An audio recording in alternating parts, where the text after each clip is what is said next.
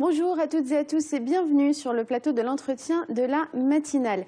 Ça y est, c'est cette année, en 2017, que le Maroc va amorcer sa transition vers un taux de change flexible de sa monnaie, le dirham. Depuis 2013, en effet, Banque El Maghrib planche sur la mise en place d'instruments d'analyse et de prévention pour mettre en place cette transition qui nécessite un long processus.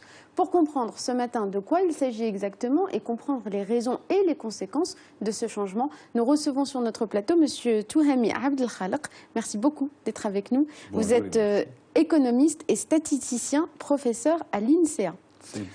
Alors, on va essayer de comprendre de quoi il s'agit en essayant d'être le plus pédagogique pour nos téléspectateurs. La première question avant d'amorcer cette transition annoncée, quel est le régime de change qui existe aujourd'hui au Maroc? Quel régime de change est appliqué aujourd'hui? Le régime de change qui est appliqué aujourd'hui, c'est un régime qu'on appelle un taux de change fixe. Ça veut dire que la monnaie nationale, la valeur de la monnaie nationale comparée aux monnaies étrangères, l'euro et le dollar par exemple, est fixée à partir de juste ces deux devises. C'est arrimé à ça avec des proportions de 40% pour le dollar et 60% pour l'euro. Pourquoi ces proportions? Puisque c'est lié à nos échanges avec l'extérieur. Comme nos échanges sont principalement avec l'Union européenne, et donc c'est en euros, c'est pourquoi la proportion est plus élevée, 60%, qu'avec le dollar. Presque toutes les autres transactions qui sont faites autres qu'avec l'Union européenne sont faites en dollars, sont libellées en dollars, et donc l'arrimage qui est fait pour la monnaie nationale est fait selon deux monnaies.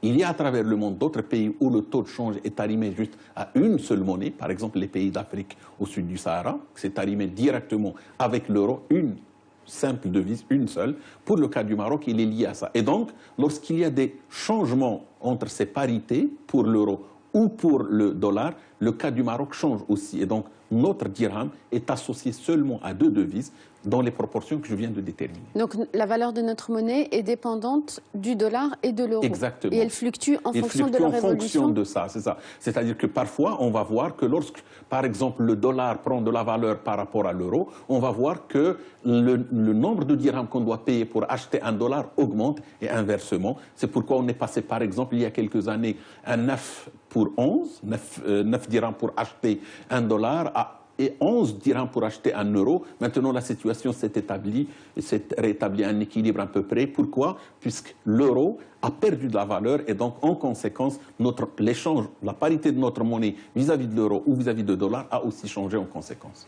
Alors, on est en train de changer ce modèle. Pourquoi? Est-ce qu'il n'est plus adapté à l'économie marocaine? Qu'est-ce qui motive cette transition?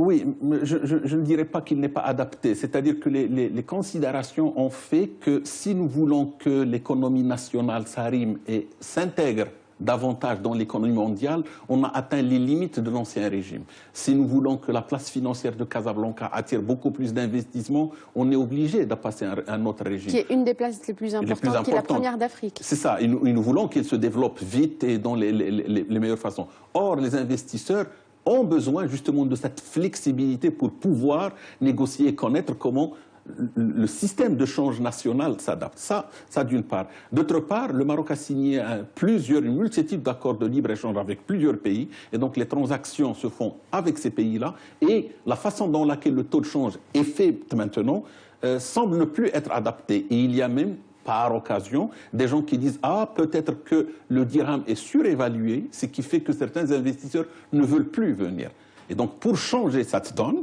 pour dire aux investisseurs « Voilà comment ça se passe à travers le monde, donc plusieurs pays au monde, on va mettre en place un système plus flexible pour attirer justement ces capitaux, que ce soit pour investir en termes réels ou encore en termes de portefeuille, en termes d'investissement dans la place financière casablancaise. » Donc, le principal gain du Maroc, ce qu'il a gagné dans cette transition, c'est de rester attractif pour les investisseurs. Est-ce qu'il y a d'autres gains? Oui, il y a d'autres gains. C'est-à-dire qu'en termes d'échange, en principe, ceci nous donne une protection contre les chocs extérieurs. Je m'explique. Actuellement, puisqu'on est en situation de taux de change fixe, à chaque fois qu'il y a des problèmes en termes de devises, ce qui subit le choc, ce sont les réserves de devises que nous avons. c'est-à-dire la seule variable d'ajustement disponible en termes de politique économique et politique monétaire, ce sont les réserves de change. À chaque fois qu'il y a une augmentation, par exemple, une appréciation de l'euro, ce sont nos réserves de change qui subissent le coût. Pourquoi? Puisque pour acheter 1 euro, on doit payer beaucoup pour aller l'acheter. Maintenant, lorsqu'on passe à un autre régime de change, la situation serait tout autre. Les réserves de change peuvent devenir un objectif et c'est le taux de change, lui, qui va subir ces variations. Donc on va passer d'un système où la variable d'ajustement était les réserves de change à un système où la variable d'ajustement ne serait plus les réserves, serait d'autres variables macroéconomiques et en particulier le taux de change. Alors, quelles sont les étapes de la mise en place de cette transition? On l'a dit, Banque El Maghreb est réfléchi depuis 2013. La mise en place va commencer au 2e semestre 2017, c'est ce qui est annoncé. Alors, que nécessite la mise en place d'une telle transition? Très bien. Alors, il y a une feuille de route qui a été établie par Banque El Maghreb, évidemment négociée avec le ministère des Finances, avec tous les partenaires, le système bancaire et évidemment avec les institutions financières internationales qui ont accompagné ce processus. Alors, quelles sont les étapes globalement? Et puis, on peut rentrer dans le détail. Dans la première étape, juste vous avez demandé que ce soit pédagogique, donc je vous donne un exemple. Si vous avez un enfant de 3 ans qui veut monter à bicyclette, vous n'allez pas lui donner une bicyclette puisqu'il risque de tomber. C'est comme ça que moi je schématise la chose. Qu'est-ce qu'on va faire? On va lui ajouter des petites roues de secours qui touchent pratiquement le sol, comme ça on le protège pour qu'il ne tombe pas. Alors pour le cas de l'économie marocaine, c'est ce qu'on va essayer de faire. On va passer du régime actuel à un régime où le taux de change, au lieu que ça soit un point, c'est-à-dire une valeur, on va libéraliser pour lui donner une fourchette de variation. Cette fourchette de variation aura une bande, il n'est pas encore décidé tout de suite, il sera déclaré à la veille du passage justement à l'étape suivante et ça va durer pendant une étape pour voir est-ce que les agents économiques ont accepté, ont adhéré à ce nouveau fonctionnement. Donc, il va y avoir on va élargir l'échelle de fluctuation du dirham, mais en la gardant quand même sous contrôle. En la contrôlant, puisqu'actuellement, il est trop fin, c'est pratiquement un point. Après, on va l'élargir et on va regarder comment... Alors, il va y avoir probablement une baisse de la valeur de la monnaie nationale, ce qu'on appellera une dépréciation qui risque de se produire. Et en fonction de ça, Banque El Maghreb et toutes les autorités monétaires et financières en concertation avec les agents et les institutions internationales, vont voir comment l'économie marocaine va réagir. On ne peut pas vous dire maintenant, Banque El Maghreb ne nous dit pas combien de temps ça va durer, mais j'imagine que ça va durer quelques années en fonction des agrégats macroéconomiques de l'économie nationale pour voir comment l'économie a réagi à ça. Après ça, comme pour mon exemple de tantôt, on enlève les petits trous et puis l'économie marocaine aura appris à comment fonctionner en régime de taux de change flexible complètement.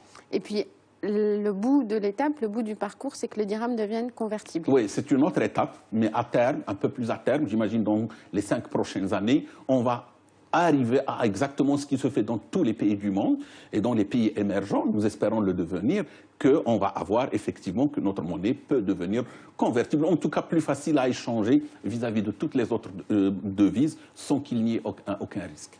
Est-ce que, à une de ces étapes que vous venez d'évoquer, et effectivement de manière très pédagogique, je vous en remercie, il peut y avoir une intervention de l'État pour réguler les risques? Ben oui, c'est-à-dire que les autorités gardent toujours le contrôle. À n'importe quel instant, on peut reculer, freiner pour ne pas aller vite, etc. On doit surveiller ça. Et c'est de notre intérêt, puisque, vous savez, les capitaux peuvent bouger, peuvent déstabiliser une économie.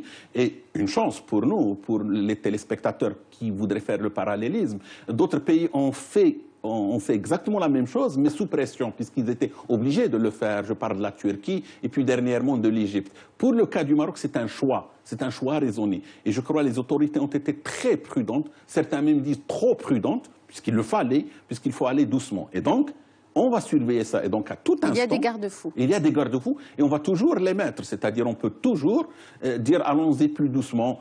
L'exemple type, c'est que tout le monde attendait à ce que l'on passe à ce régime début 2017. Et puis, Wali Banque El Maghreb disait non, on ne va pas y aller tout de suite. Il faut une campagne de sensibilisation, de formation des partenaires, etc. On va attendre la fin du... Et personne ne nous oblige même à dire non, on va attendre carrément 2018. Je ne suis pas en train de dire ce qu'il faut faire, mais on pourrait aller jusque-là. Donc, pour répondre à votre question, oui, les autorités vont rester en veille, vont regarder ce qui se passe et vont intervenir le cas échéant. Alors, juste avant de passer à la dernière question, on a parlé tout à l'heure de la convertibilité qui peut être la dernière étape. Est-ce qu'elle est inéluctable? Est-ce que tous les pays qui pratiquent des taux de change flexibles font nécessairement la convertibilité de la monnaie? Non, c'est-à-dire que... Donc, c'est pas lié. C'est pas lié, c'est-à-dire que ce sont des prérequis, on ne peut pas Disons être dans une situation de convertibilité. Pour la convertibilité, il faut un taux de change flexible. Exactement. Mais un taux de change flexible n'induit pas une convertibilité. N'implique pas l'autre directement. Donc, qu'est-ce qu'on va être? Lorsqu'on dit que c'est flexible, c'est-à-dire en fait la valeur de la monnaie ne sera plus déterminée à partir d'un panier ou par une référence, par une autorité monétaire ou financière du pays. Elle va être déterminée par l'offre et la demande de la devise en question. C'est-à-dire que le dirham, sa valeur va être déterminée selon la demande du dirham. Si on est de bons exportateurs et que nous exportons beaucoup, les gens vont demander du dirham pour payer les transactions puisqu'ils achètent chez nos exportateurs. Et dans ce cas, la valeur de la monnaie nationale augmente et inversement.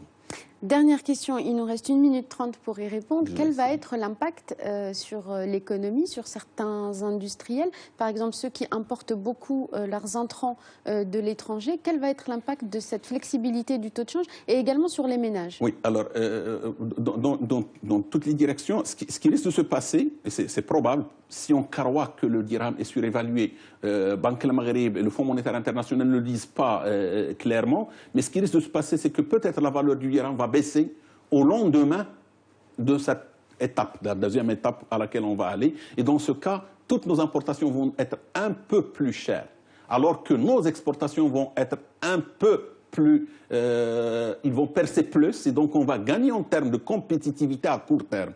Donc globalement, il y a un petit risque d'inflation qui peut surgir, bien que les dernières prévisions de la Banque El Maghreb pour 2017 et 2018 montrent que c'est maîtrisé puisque ça ne dépasse pas 2%. Donc il y a un petit risque. Selon Banque El Maghreb, l'inflation sera de 1% en 2017 et 1,5% en 2018. Alors si je suppose qu'il a intégré le processus de libéralisation ou de passage d'un régime de taux de change fixe à un régime de taux de change flexible, c'est qu'il est en train de nous dire n'ayez pas peur, je suis là, je vais contrôler. Puisque le risque, c'est d'avoir une situation où les prix vont augmenter. Ça pour les ménages. La même chose pour certains secteurs exportateurs.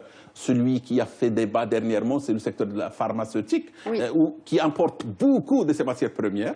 Évidemment, ça risque de devenir un peu plus cher et ces exportations vont un peu augmenter. Mais s'il importe trop, c'est-à-dire une proportion plus grande de sa matière première, c'est qu'il risque de perdre en termes de compétitivité. Merci beaucoup, Monsieur Touhaimi Abdelkhalq, d'avoir été avec nous ce matin. Et je vous remercie pour votre clarté. Merci beaucoup de nous avoir éclairés sur ce sujet.